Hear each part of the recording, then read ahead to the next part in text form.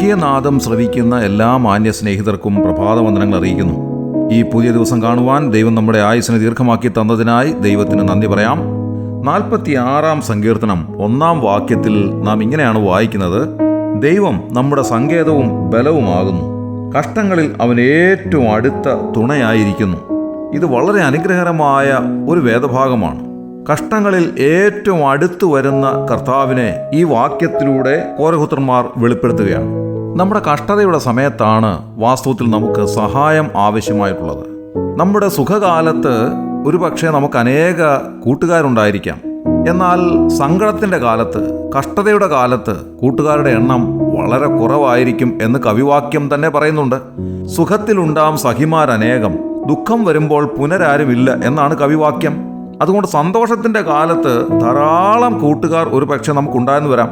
എന്നാൽ നമ്മുടെ ദുഃഖകാലം വരുമ്പോൾ, സങ്കടകാലം വരുമ്പോൾ എല്ലാ കൂട്ടുകാരെയും കാണാൻ സാധിക്കുകയില്ല. അത് യാഥാർത്ഥ്യമായൊരു വസ്തുതയാണ്. എന്നാൽ ആ സമയത്തും നമ്മുടെ അരികിലേക്ക് വരുന്ന ഒരു സ്വർഗീയ പിതാവ് നമുക്കുണ്ട്. നാം കഷ്ടതയിലൂടെ കടന്നു പോകുമ്പോൾ, വളരെ പ്രയാസത്തിലൂടെ ബുദ്ധിമുട്ടിലൂടെ ഒക്കെ കടന്നു പോകുന്ന സമയത്ത് നാം അറിയാതെ നമ്മുടെ അരികിൽ വന്ന് നമ്മുടെ കഷ്ടതയുടെ സമയത്ത് നമ്മെ തലോടുന്ന ഒരു കരം നമുക്കുണ്ട്. അതുകൊണ്ടാണ് സങ്കീർത്തനക്കാരൻ പറയുന്നത്, ഏതൊരു പ്രശ്നം വന്നാലും ഞാൻ ഭയപ്പെടുകയില്ല. ഉദാഹരണമായി, ഭൂമി മാറിപ്പോയാലും, പർവ്വതങ്ങൾ കുലുങ്ങി സമുദ്രമധ്യേ വീണാലും, അതിലെ വെള്ളം ഇരച്ച് കലങ്ങിയാലും, അതിൻ്റെ കോപം കൊണ്ട് പർവ്വതങ്ങൾ കുലുങ്ങിയാലും നാം ഭയപ്പെടുകയില്ല എന്നാണ് കോരഹുത്രന്മാർ രേഖപ്പെടുത്തിയിരിക്കുന്നത്. കഷ്ടങ്ങളിൽ ഏറ്റവും അടുത്ത തുണയായിരിക്കുന്ന ദൈവത്തെയാണ് വാസ്തവത്തിൽ നാം ആരാധിക്കുകയും മഹത്വപ്പെടുത്തുകയും ചെയ്യേണ്ടുന്നത്. 91-ാം സങ്കീർത്തനം 15-ാം വാക്യത്തിലും നാം ഇത് തന്നെയാണ് കാണുന്നത്. കഷ്ടകാലത്ത് ഞാൻ അവനോട് കൂടെ ഇരിക്കും, ഞാൻ അവനെ വിടുവിച്ച് മഹത്വപ്പെടുത്തും. നോക്കുക, കഷ്ടകാലത്ത് കൂടെ ഇരിക്കുന്നൊരു ദൈവത്തെയാണ് ഈ സങ്കീർത്തനത്തിൽ നാം കാണുന്നത്. കഷ്ടകാലം വരുമ്പോൾ നാം അറിയാതെ നമ്മുടെ അരികിൽ വന്നിരിക്കുകയും നമ്മെ തലോടുകയും ആശ്വസിപ്പിക്കുകയും നമ്മുടെ കണ്ണുനീര് ഒപ്പുകയും ഒക്കെ ചെയ്യുന്ന സ്വർഗീയമായ കരം നമുക്കുള്ളതിനായി ദൈവത്തിന് നന്ദിയോടെ സ്തോത്രം ചെയ്യാം. സുഖത്തിലുണ്ടാം സഖിമാരനേകം, ദുഃഖം വരുമ്പോൾ പുനരാരുമില്ല എന്നാണ് കവിവാക്യം തന്നെ. സാമാന്യഗതിയിൽ നമുക്ക് മനസ്സിലാക്കാവുന്ന ഒരു കാര്യം, സുഖകാലത്ത് ധാരാളം സുഹൃത്തുക്കളും സഹായികളും നമുക്കുണ്ട് എന്നുള്ളതത്രേ. എന്നാൽ കഷ്ടതയുടെ ഒരു കാലം വരുമ്പോൾ സുഹൃത്തുക്കൾ ഒന്നൊന്നായി മാറിപ്പോകുന്നത് നമുക്ക് നേരിട്ട് കാണുവാൻ സാധിക്കും. ലോകത്തിൽ ധാരാളം തത്വസംഹിതകൾ ഉണ്ടായിട്ടുണ്ട്.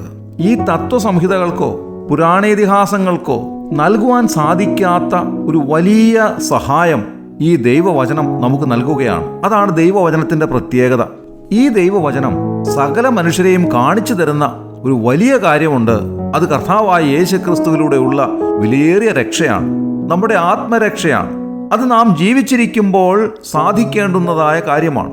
ഈ ലോകത്തേക്കാൾ വിലയേറിയ ഒരു ആത്മാവ് നമ്മുടെ ഉള്ളിലുണ്ട്. ആ ആത്മാവിന്റെ വീണ്ടെടുപ്പ് നാം ജീവനോടെ ഇരിക്കുമ്പോൾ സാധിക്കേണ്ടുന്നതായ കാര്യമാണ്. അതെങ്ങനെയാണ് സാധിക്കുക? വിശ്വാസത്താൽ.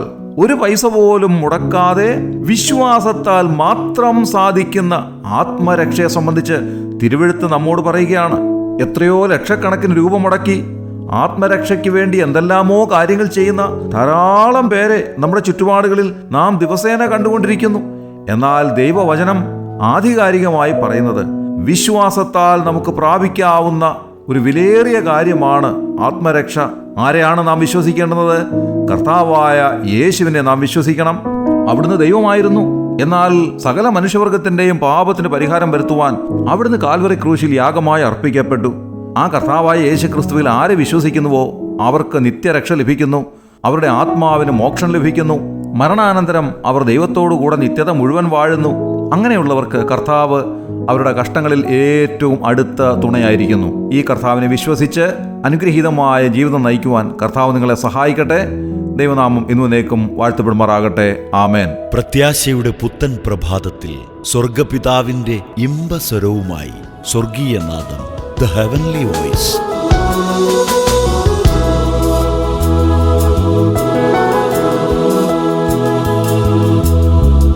നീറിടുമ്പോ നൽസാക്കിയ ചാരേ വരും യേശു മാത്രം. ബലമില്ലാതെ ഞാൻ കുഴഞ്ഞിടുമ്പോ വചനത്താൽ എന്നെ സൗഖ്യമാക്കും.